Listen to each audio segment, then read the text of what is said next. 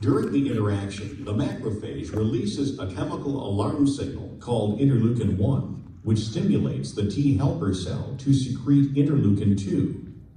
Interleukin-2 causes the proliferation of certain cytotoxic T cells and B cells. The immune response from this point follows two paths, one using cytotoxic T cells and one using B cells.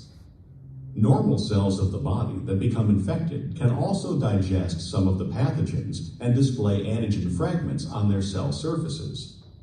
The body makes millions of different types of cytotoxic T cells. Each type is able to recognize a particular antigen. The cytotoxic T cells that are capable of recognizing the antigen displayed on the surfaces of infected cells bind to the infected cells and produce chemicals that kill the infected cell. Death of the infected cells results in destruction of the pathogen. B cells also come in millions of different types, each able to recognize a particular antigen. When B cells become activated by T helper cells, they differentiate into plasma cells. These plasma cells become antibody-producing factories, flooding the bloodstream with antibodies that can bind to the antigen involved in this infection. Antibodies bind to the antigens on the surfaces of the pathogens, marking them for destruction by macrophages. Some of the B cells do not turn into antibody factories, but instead become memory B cells that may survive for several decades. Because of these memory B cells, the secondary immune response to a future infection by the same pathogen is swifter and stronger. This powerful secondary immune response is what gives immunity to some diseases after you have had them once or after you have been vaccinated.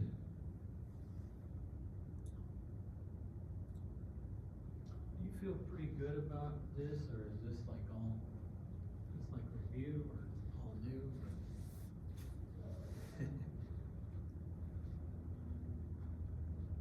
Not sure?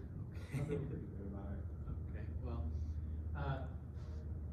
all right, well, the T lymphocytes, look at that, we have the cell-mediated, and then we have the T helper, and they're going to be, like all these cells, produced in the bone marrow. But the T lymphocytes have to go to the thymus first.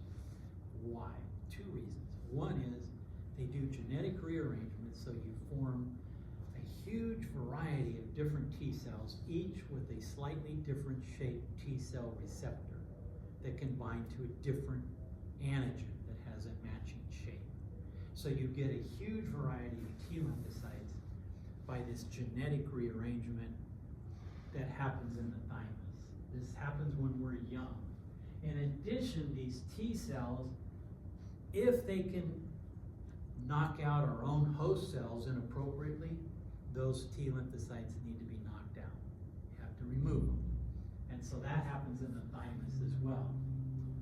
Then they get to their distinctive, are they cytotoxic T cells, they'll have CD8 receptors. If they're helper T cells, they'll have CD4 on their surface. So the T lymphocytes are made in the bone marrow, and then they go to the thymus.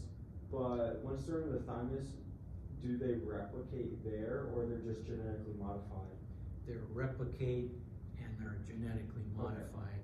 So you cut and paste and rearrange the genetic material, but you're having mitosis going on. And so you're generating new millions of T cells, but they have a little bit different shaped receptors on their surface. So you don't necessarily need like a large volume of T lymphocytes migrating from the bone marrow to the thymus. You just need like you need some essentially stem, or we call them kind of naive cells. They haven't been fully differentiated yet. So they originate from the bone marrow, but they go for their differentiation and expansion of number, replicate. They go to the thymus. Okay. That's different for the B lymphocytes. They do it all in the bone marrow. Okay. And so they can become plasma cells anywhere in the body, but they start their process of maturation in the bone marrow. And is the differentiation of like the CD markers, is that kind of random? Or does it more depend on if there's like a certain type of infection going on right now, or? It's random because what they tried to do is they tried to get every possible shape for every possible piece of antigenic determinant or epitope it's called. Yeah. And so instead of saying, this is what we have right now, it says, we want to make sure we have every possible shape covered.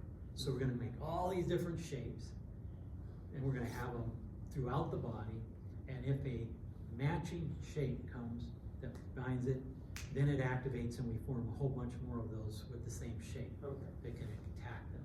So in this early process, when we're young, it's essentially trying to cover all the bases, all the shapes, and it's not responding at all to any immune pathogenic yet. It's just getting them ready for response.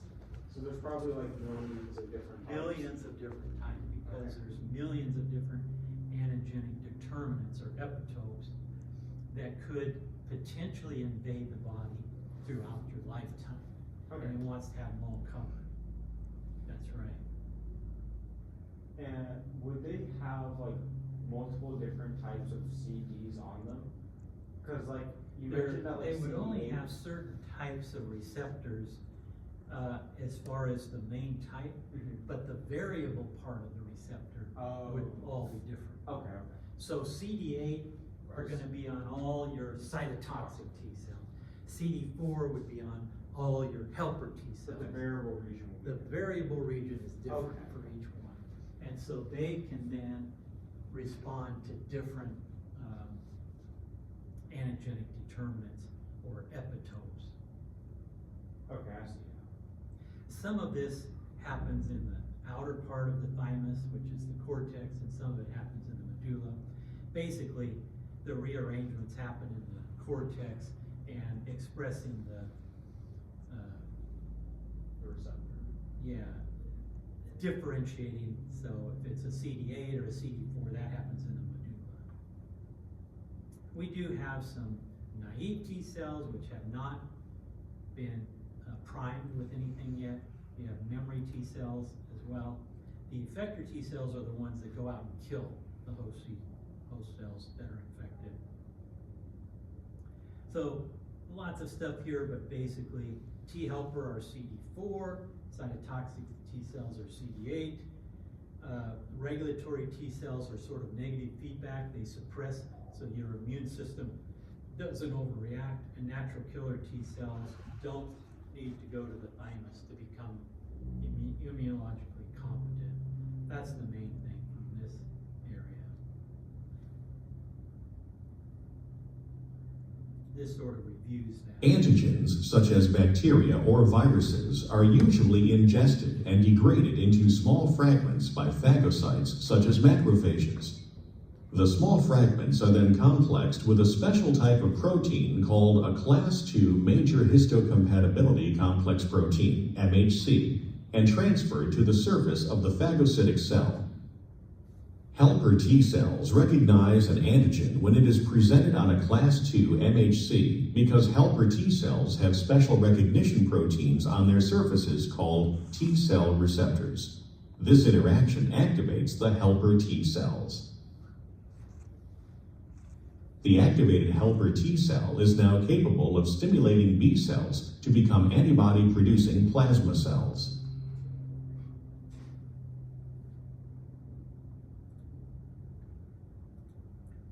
I'll skip the allergy thing there, but the epitopes. Antigens are macromolecules, usually of molecular weight greater than 10,000, such as proteins and polysaccharides.